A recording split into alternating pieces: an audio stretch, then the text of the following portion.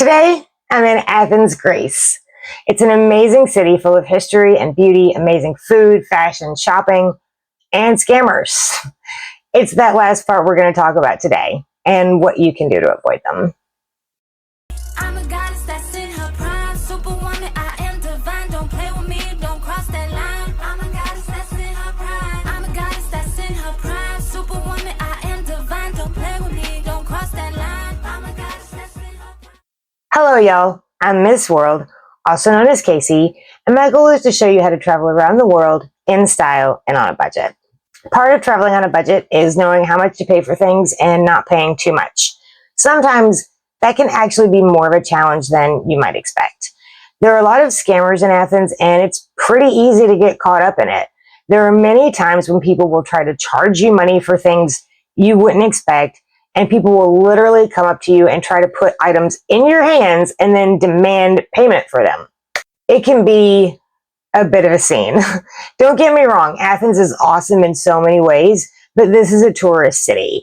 People from all over the world come here speaking all kinds of languages, and Athens comparatively has residents who are at a lower income level than many large cities in America and other European cities. It's relatively cheap and affordable to visit Athens because lots of people here don't have a ton of money. And that means you will encounter a lot of very creative scams. I'm going to go over the ones I saw and personally experienced so you can learn how to avoid them. The last thing you want is to pay money for something that you shouldn't have to pay for. So, let's talk about roses.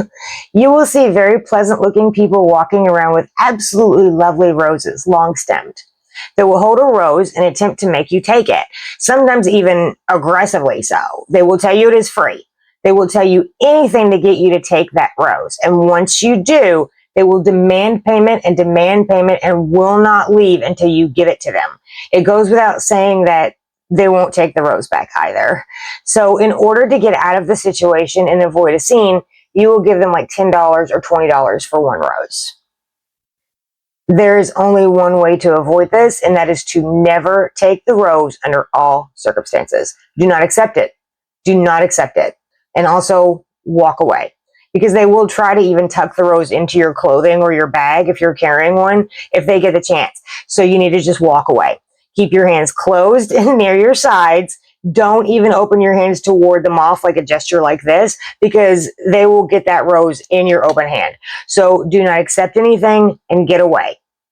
You'll see people with the roses all over the city, and especially around the popular tourist areas. So always stay aware of them and do not accept the rose. Another very common scam is the living artworks, which at first seems really awesome and cool because you'll see people all dressed up and all makeup upped and they look incredible. They dress up mostly like living statues, and it's really neat until you try to take a picture of one to preserve the moment, which I did because I took pictures of just about every single piece of stone that I saw in Athens. I was completely out of control. So I see this person all done up. It was my first day in Athens, and I took the picture. And the man smiled at me and waved me over so I could stand next to him and pose for a picture with him. What a nice guy, right? You wish. This guy then proceeded to charge me money and got a whole attitude when I put up a fight about it, because are you kidding me? So you need to watch out for this one too.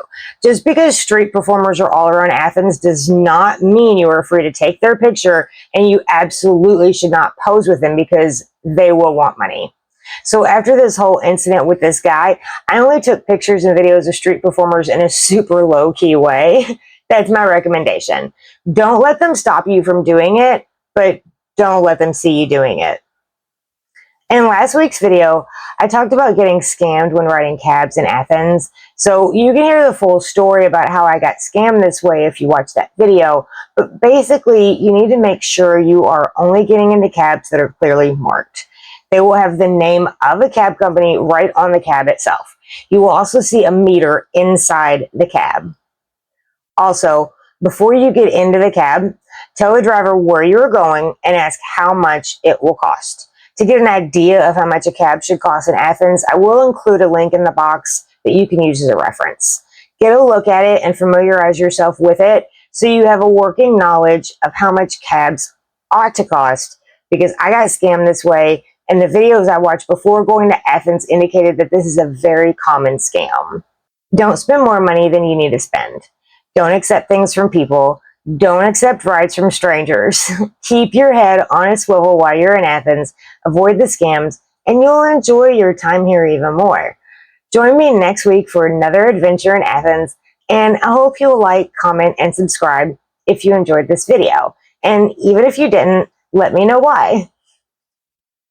Thank you for watching, and thank you for taking the journey with me. Now, Voyager, sail forth to seek and find.